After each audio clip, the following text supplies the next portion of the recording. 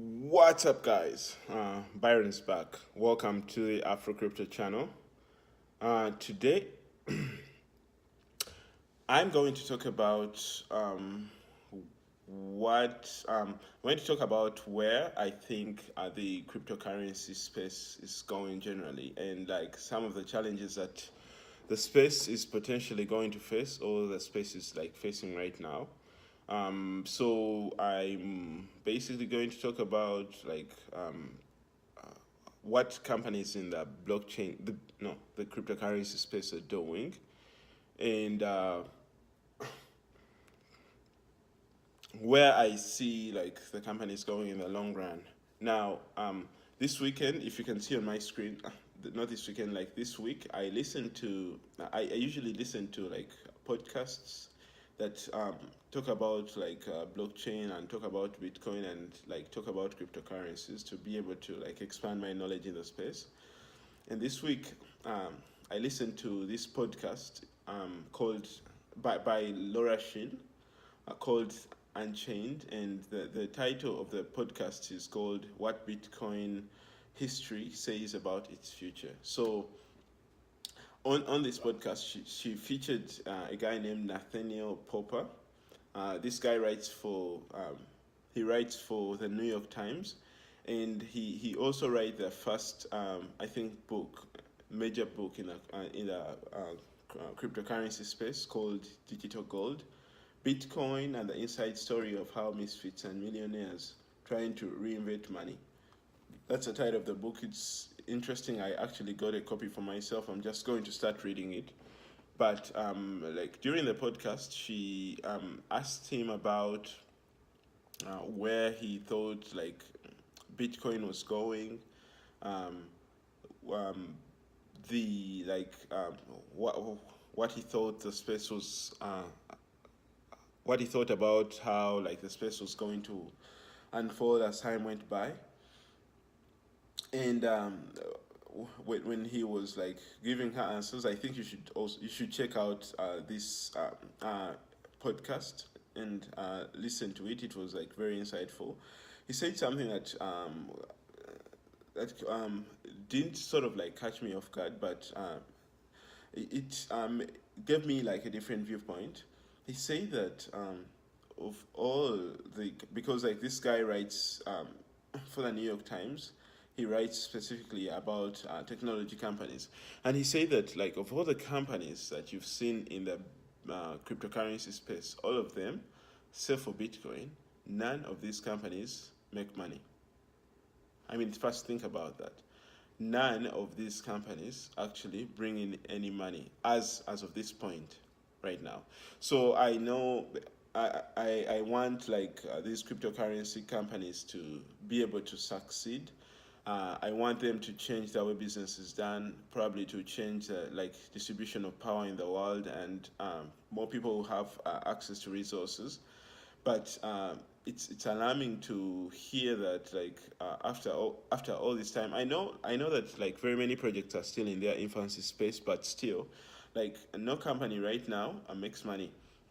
He said that he thinks it's only Bitcoin that sort of the Bitcoin, like companies that interact with Bitcoin that make money, and they make money because of like say transaction fees. They make money off of mining Bitcoin, and they also make money because some people view Bitcoin as like, first of all, speculatively, they think the price is going to keep going up. And then other people look at Bitcoin and they think that Bitcoin over time is going to be a store of value, so that's why they keep buying up Bitcoin. Now, with that said, I there's something else that I also noticed. If you go to like different exchanges, if you go to Bittrex, for example, if you go to Yobit, if you go to Binance, if you go to Poloniex, Kraken, Coinbase, um, what other exchange? EtherDelta. Like these are sort of like the major exchanges in the world, and of all these like exchanges I've talked about, there is only one exchange there's only one exchange where I think where you like transact with, say you buy Bitcoin, you have your US dollars. So you use these US dollars to buy Bitcoin. Then when you buy Bitcoin, you're able to use this Bitcoin to interact with the space and like buy other currencies. Say for an exchange like Binance, if you buy Bitcoin, you're able to use this Bitcoin to buy all the other coins that are listed. And say Bitfinex or Bittrex, you use your money, you buy Bitcoin, and then after buying Bitcoin, you're able to like you're able to use you're able to use this Bitcoin to buy other things. Say you can buy Neo, you can buy whatever that you're buying. So now, if you go to Coin Market Cap right now, you'll see that Bitcoin has the highest transaction volume over the past 24 hours. As of today, it's like over $2 billion, and then Ethereum has like $1.1 billion, like of transaction volume over the past 24 hours. Now, companies that make money off of Bitcoin are able to make money because I think that people have to buy Bitcoin to be able to transact and to be able to like buy anything else.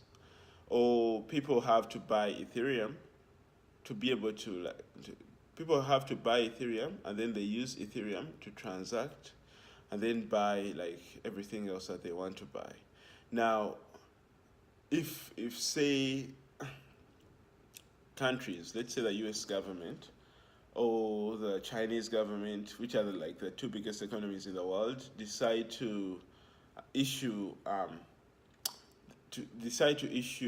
state cryptocurrencies. Yeah, this is a very controversial idea, but probably it will happen that nation states will decide to issue their own cryptocurrencies. Now, if they issue their own cryptocurrencies, then it means that it takes away the incentive for people to first buy Bitcoin or to first buy Ethereum and then use the Ethereum to be able to buy other things. Now, if that happens, that would mean that the transaction levels, the transaction volume in Bitcoin will go down, and the transaction volume in Ethereum will go down. I don't know by how much, but I think that would be a significant drop. There'll be a significant drop if people are no longer using Bitcoin to be able to transact, like in this space.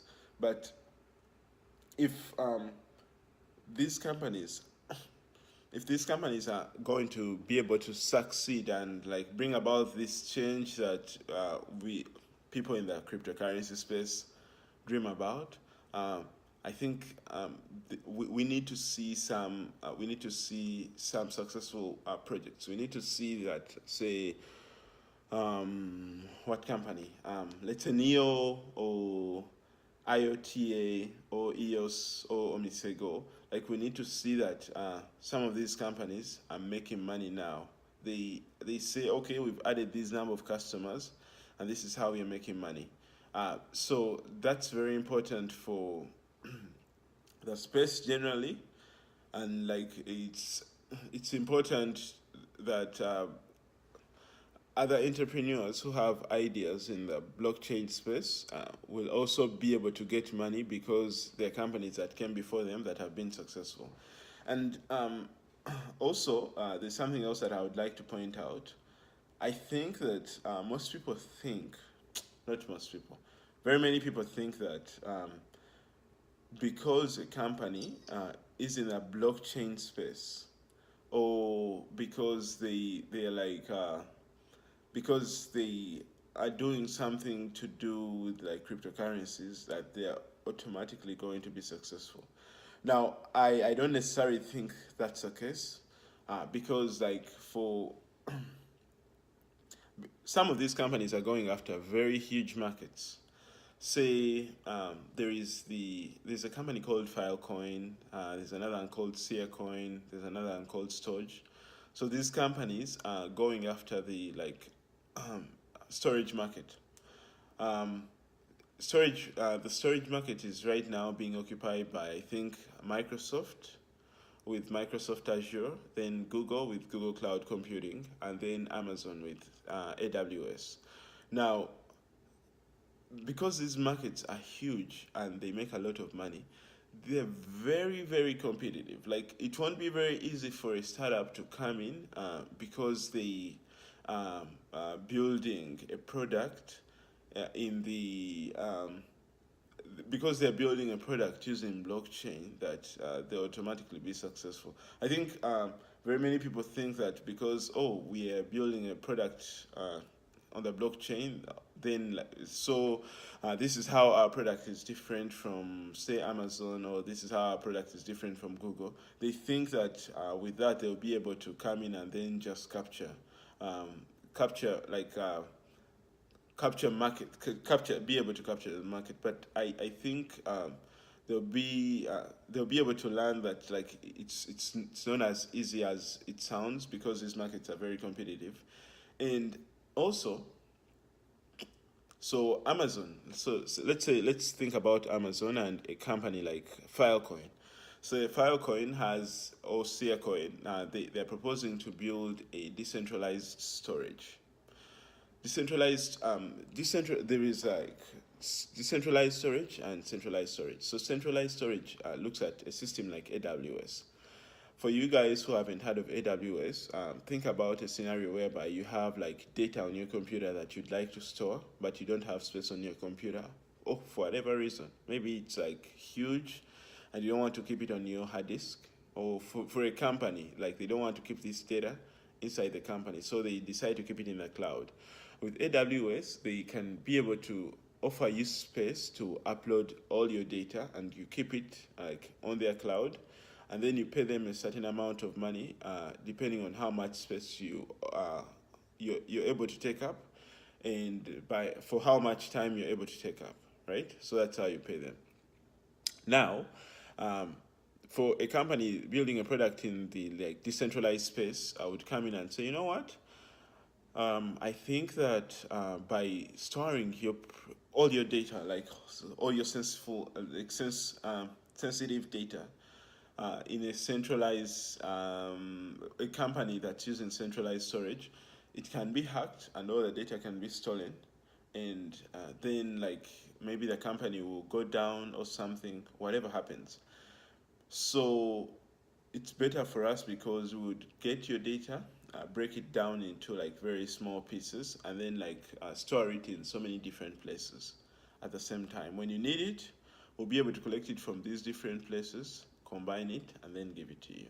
Like it's a good idea, but you need to ask yourself: is there anything that will stop Amazon from, say, deciding to build the same kind of platform that you guys are already building?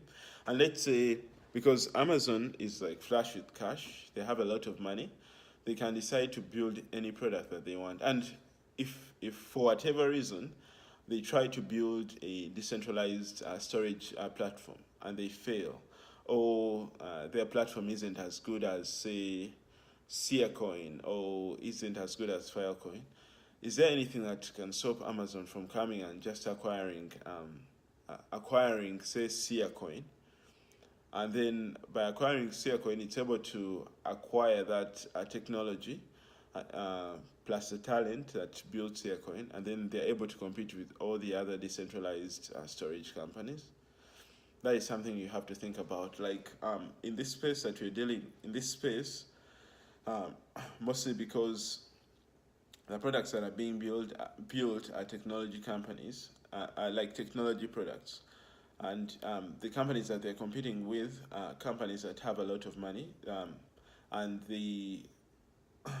they're also friendly with regulators. So for Amazon can decide to say to just acquire you, or Amazon can decide to spend the money and build a product like yours.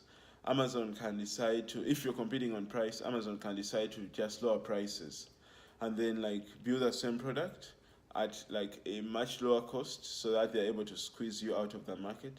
Like there is so many things that so many hoops that cryptocurrency companies have to like jump through to be able to get to that promised land that we think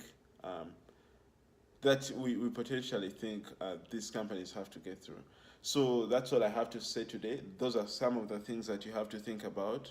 Even though we love like crypto very much and we love these companies and we think they're going to change the world, it's not going to be very easy. So before you leave, don't forget to hit the subscribe button down below. Share this video with friends and family who would like to learn more about the cryptocurrency space. And I will be right with you. Bye bye.